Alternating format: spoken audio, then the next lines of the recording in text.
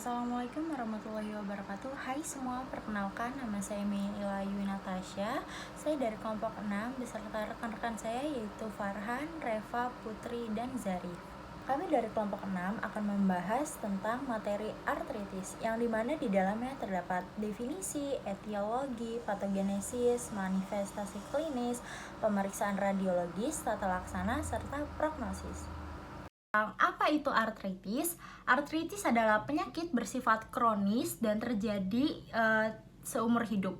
Penyakit ini bisa terjadi pada siapapun, maupun anak-anak, lansia, remaja, hingga orang dewasa. Penyakit ini lebih sering ditemukan pada lansia pada umur 65 tahun ke atas. Penyakit artritis mengalami peradangan pada sendi yang menyebabkan sendi menjadi bengkak, kaku, dan nyeri. Jika dibiarkan atau tidak langsung ditindak, penyakit ini akan menyebabkan kerusakan jaringan. Jenis-jenis artritis itu ada 3. Yang pertama itu ada osteoartritis, yang kedua rheumatoid arthritis, dan yang ketiga adalah gout arthritis. Berikutnya saya akan menjelaskan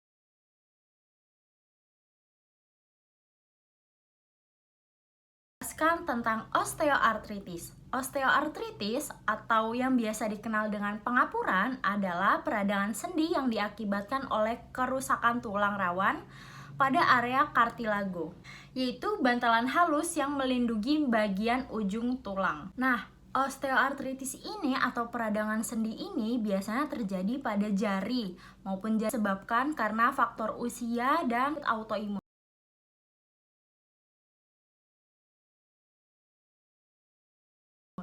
Selanjutnya ada etiologi dari osteoartritis. Yang pertama, osteoartritis primer disebabkan oleh degenerasi kartilago tanpa penyebab yang jelas. Faktor resiko untuk osteoartritis primer termasuk usia, jenis kelamin, obesitas, kelemahan otot, serta kelainan lainnya. Yang kedua, osteoartritis sekunder disebabkan oleh degenerasi akibat penyakit lain yang mendahuluinya.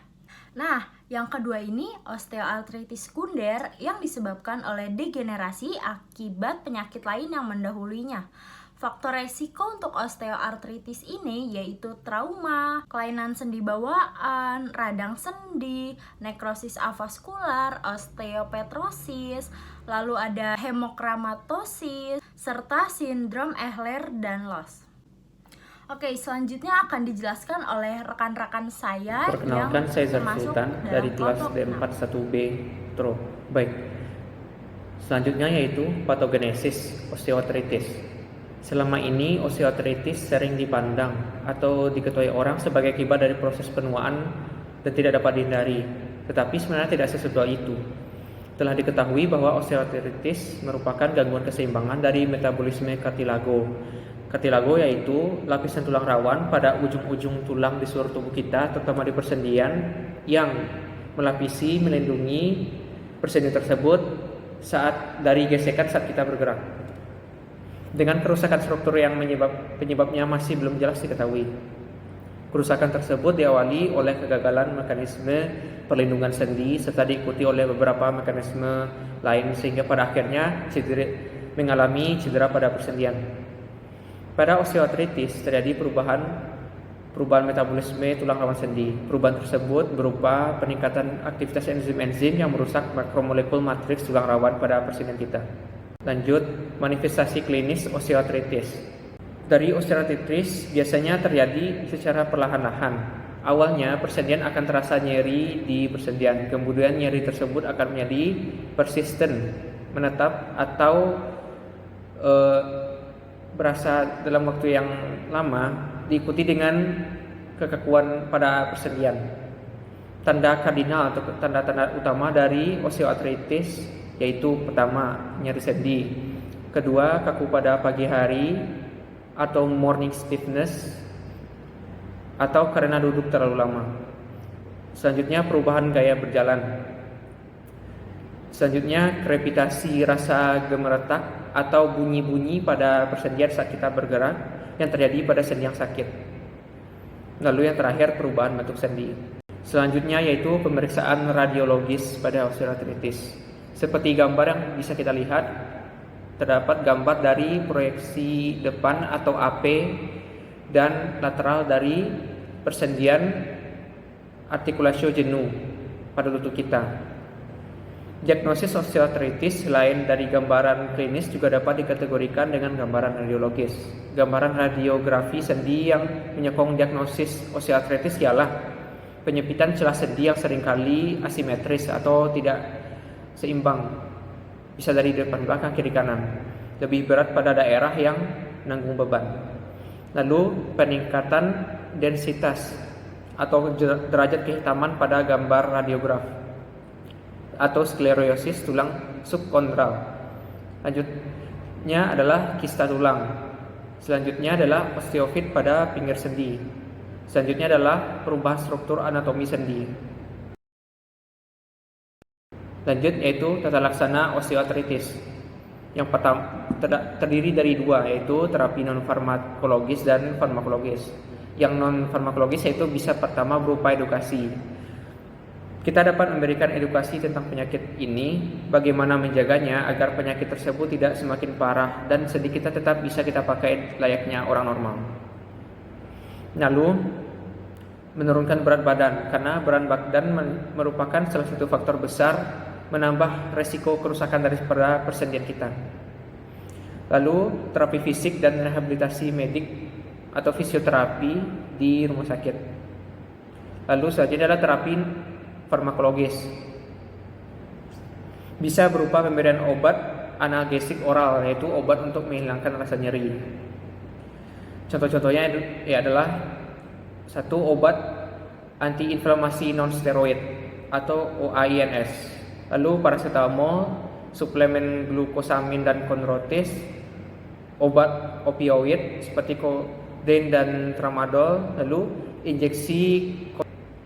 Perlu diingat dari beberapa jenis obat tersebut ada yang harus menggunakan dari resep dokter dan tuntunan dari dokter. Contohnya adalah obat opioid. Lalu selanjutnya adalah prognosis osteoartritis. Prognosis osteoartritis bisa baik apabila penyakit yang ini dideteksi secara dini atau secepat mungkin. Sampai saat ini belum ditemukan penata laksanaan yang dapat menyembuhkan osteoartritis secara definitif. Dan penyakit ini sering menimbulkan komplikasi berupa kendala pada kegiatan atau aktivitas pada sehari-hari. Gejala klinis osteoartritis berkembang perlahan dari waktu ke waktu. Gejala tersebut bisa diperlambat atau bahkan dipercepat dengan adanya beberapa faktor yang perlu kita pertimbangkan. Yang pertama yaitu progresivitas penyakit atau cepat lambatnya penyakit tersebut berkembang pada tubuh. Karena pada dasarnya pada setiap setiap manusia itu punya ketahanan dan faktor-faktor yang menyebabkan penyakit tersebut bisa lebih cepat atau lebih lambat. Selanjutnya itu perkembangan penyakit tergantung pada tingkat keparahan penyakit juga. Selanjutnya itu lokasi terdampak atau di mana persendian kita itu atau osteoartritis terjadi. Selanjutnya adalah penanganan yang sedari dini atau terlambat. Selanjutnya pengobatan seperti di tata laksana tadi. Terus komplikasi yang menyertai perubahan gaya hidup, usia dari si pengidap osteoartritis, dan terakhir itu pemantauan dan manajemen penyakit yang teratur. Selanjutnya adalah rheumatoid arthritis. Rheumatoid arthritis adalah istilah medis untuk penyakit rematik atau peradangan pada sendi akibat gangguan autoimun atau sistem kekebalan tubuh yang menyerang jaringan pada tubuh Anda sendiri. Rheumatoid arthritis adalah kondisi yang memang mempengaruhi lapisan sendi sinovium. Kondisi ini bisa menyebabkan rasa nyeri kronis, kaku, dan bengkak pada persendian. Penyakit rematik paling sering mempengaruhi sendi tangan, pergelangan tangan, kaki, dan lutut pada orang lanjut usia. Etiologi pada rheumatoid arthritis. Nah, ada beberapa faktor nih yang diduga menjadi faktor pendukung terjadinya rheumatoid arthritis. Yang pertama, faktor genetik. Individu yang memiliki riwayat keluarga dengan rheumatoid arthritis memiliki resiko yang lebih tinggi untuk mengembangkan penyakit ini. Yang kedua, faktor lingkungan seperti merokok, infeksi virus atau bakteri tertentu, paparan asap rokok, dan paparan zat kimia seperti obat-obatan, narkoba, dan juga stres berlebih. Yang ketiga, disregulasi sistem imun. Kelainan dalam sistem imun seperti aktivasi sel T dan sel B merupakan produksi antibodi seperti rheumatoid factor dan antibodi anti-circulated protein. Yang keempat, faktor hormonal. Beberapa penelitian menunjukkan bahwa hormon seperti estrogen mengakibatkan wanita lebih tinggi resiko terkena rheumatoid arthritis dibandingkan pria. Patogenesis pada rheumatoid arthritis. Patogenesis merupakan terjadinya proses autoimun yang melalui reaksi imun kompleks dan reaksi imunitas seluler. Terjadi pembentukan faktor rheumatoid, suatu antibodi terhadap antibodi abnormal, sehingga terjadi reaksi imun kompleks atau autoimun. Terjadi berbagai peran yang saling terkait, antara lain peran genetik, infeksi, autoantibodi, serta peran imunitas seluler, humoral, peran sitokin, dan berbagai mediator keradangan. Semua peran ini satu sama lain saling terkait dan pada akhirnya menyebabkan keradangan pada sinovium dan kerusakan sendi di sekitarnya atau mungkin organ lainnya. Manifestasi klinis rheumatoid arthritis. Yang pertama, keluhan umum. Keluhan umum dapat berupa perasaan badan lemah, nafsu makan menurun, peningkatan panas badan yang ringan, atau penurunan berat badan. Yang kedua, kelainan sendi, terutama mengenai sendi kecil dan sendi simetris, yaitu sendi pergelangan tangan, lutut, dan kaki, atau sendi diartrotis. Keluhan sering berupa kaku sendi di pagi hari, pembengkakan, dan nyeri sendi. Yang ketiga, kelainan di luar sendi. Yang pertama, pada kulit atau nodul subkutan atau nodul rheumatoid. Yang kedua, pada paru. Kelainan yang sering ditemukan berupa paru obstruktif dan kelainan pleura. Yang ketiga, pada mata, terjadi sindrom Sjögren keraton konjungtivitis Zika berupa kekeringan mata, sklerotis atau eriskleritis, dan skleromalace perforans. Pemeriksaan radiologis rheumatoid arthritis. Yang pertama, sinar X. Nah, sinar X ini membantu memeriksa rheumatoid arthritis. Namun, kelainan ini umumnya tidak abnormal pada tahap awal rheumatoid arthritis sebelum terjadi kerusakan sendi.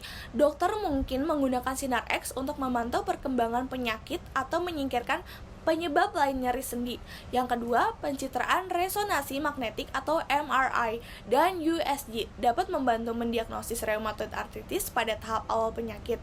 Selain itu, tes pencitraan ini dapat membantu mengevaluasi jumlah kerusakan pada sendi dan tingkat keparahan penyakit. Yang ketiga, tes pencitraan lain yang kadang-kadang dipertimbangkan untuk rheumatoid arthritis termasuk pemindaian tomografi komputer atau CT dan pemindaian tomografi emisi positron atau PAT dan pemindaian tulang dan absorptiometri sinar X dan energi ganda atau DEXA. Selanjutnya, tata laksana rheumatoid arthritis. Yang pertama, membiasakan berjemur di bawah sinar matahari pagi untuk mengurangi resiko peradangan oleh rheumatoid arthritis.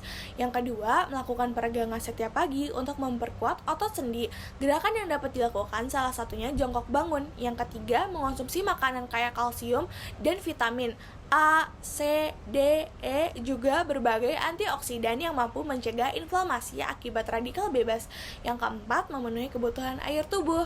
Dan yang terakhir, nama saya Farhan Izzuddin Nasir dari kelas D41A.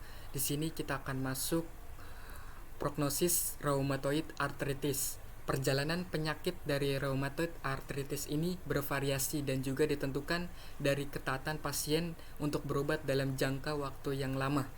50 hingga 75% penderita ditemukan mengalami pengurangan dalam 2 tahun, selebihnya dengan perkiraan yang lebih buruk. Khususnya pada penderita rheumatoid arthritis dengan manifestasi yang berat, kematian dapat disebabkan oleh infeksi, penyakit jantung, gagal nafas, gagal ginjal, dan gangguan saluran pencernaan. Nah, di sini kita akan masuk bagian 3, yaitu gout arthritis. Penyakit ini adalah jenis artritis radang sendi yang disebabkan oleh penumpukan kristal monosodium urat yang disingkat MSU di dalam sendi. Asam urat adalah senyawa kimia yang biasanya terbentuk ketika tubuh mencapai zat purin dalam makanan yang kita makan. Ketika kadar asam urat dalam darah terlalu tinggi, maka akan terjadi pembentukan kristal di dalam sendi yang dapat menyebabkan peradangan dan rasa nyeri yang hebat. Artritis gout sendiri ini biasanya menyerang sendi jari kaki, lutut, dan pergelangan kaki. Selanjutnya ada etiologi gout artritis. Yang pertama, ada faktor genetik keturunan riwayat dalam silsilah keluarga. Yang kedua, obesitas, diabetes mellitus, hipertensi, gangguan ginjal yang akan menyebabkan pemecahan asam yang dapat menyebabkan hiperuricemia, yaitu asam urat yang berlebihan. Yang ketiga, penggunaan obat tertentu yang meningkatkan kadar asam urat, terutama diuretika. Nah, diuretika ini adalah zat-zat yang dapat memperbanyak mengeluarkan urin secara langsung terhadap ginjal. Yang keempat, berlebihan dalam konsumsi minuman dan makanan yang dapat meningkatkan kadar purin seperti alkohol, minuman yang tinggi gulanya, daging merah, sayur bayam, dan jeroan. Selanjutnya ada patogenesis gout arthritis. Proses terjadinya gout arthritis bisa melalui beberapa fase. Yang pertama, hiperuricemia yang terjadi karena konsentrasi asam urat dalam darah yang lebih tinggi dari normal. Faktor ini dapat menyebabkan antara lain konsumsi purin yang tinggi, alkoholisme, yaitu orang yang sudah bercandu alkohol, obesitas, dan penggunaan obat diuretik. Yang kedua, fase akut.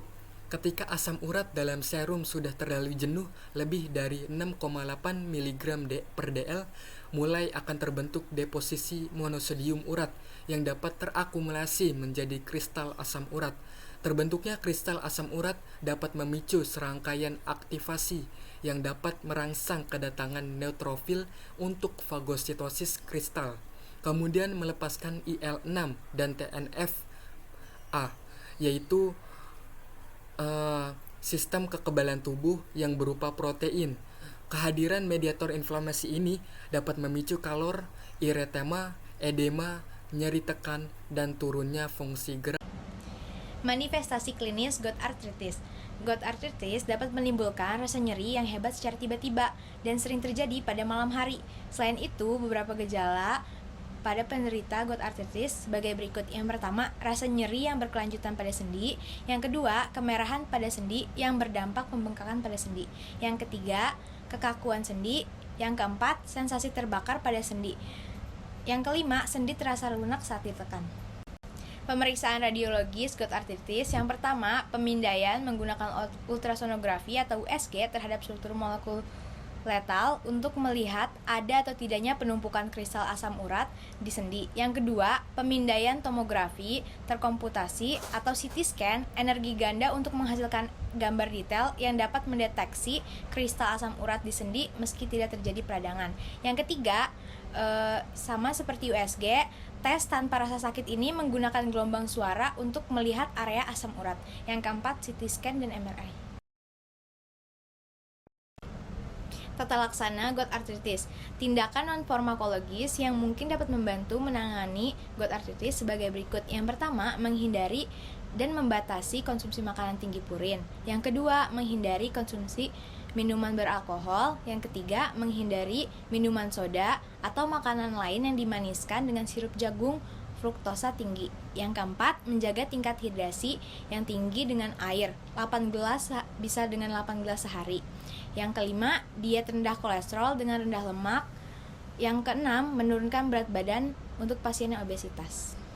Prognosis gout arthritis. Serangan gout yang akut dapat terjadi berulang kali. Resiko rekurrensi lebih tinggi pada pasien yang obesitas, hiperuricemia berkepanjangan dan yang mengkonsumsi makanan sumber purin tinggi dalam jumlah banyak. Pasien gout juga memiliki peningkatan resiko kematian akibat penyakit ginjal, penyakit sistem pencernaan, penyakit kardiovaskuler, infeksi, dan demensia.